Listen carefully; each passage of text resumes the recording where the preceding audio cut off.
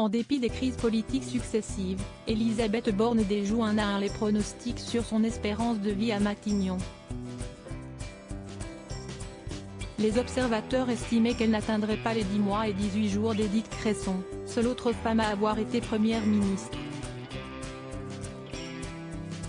Elisabeth Borne est restée.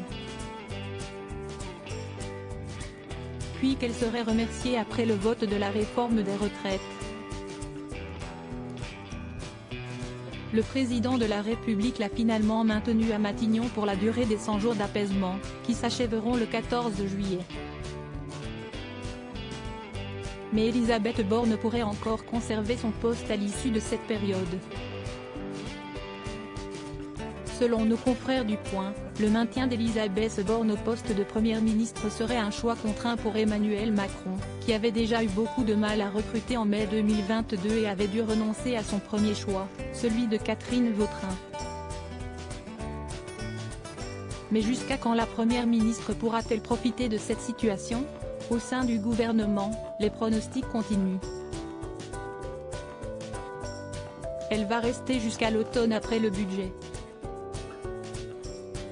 Ou jusqu'aux Jeux Olympiques, prédit ainsi un ministre interrogé par nos confrères du Point.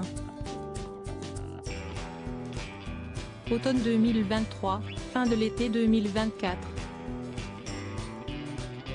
L'horizon d'Elisabeth Borne à Matignon ne finit plus de s'élargir. Elisabeth Borne, Bruno Le Maire.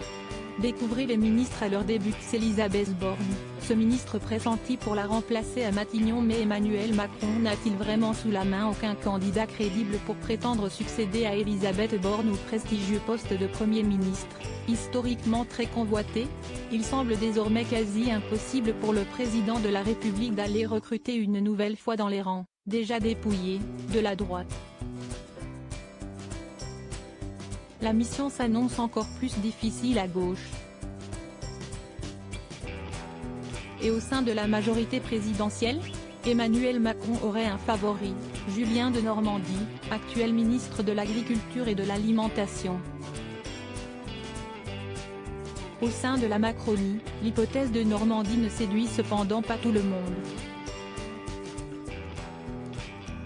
Ni Darmanin, ni Lecornu ne veulent le voir débarquer comme Premier ministre. Il est bien trop proche du président.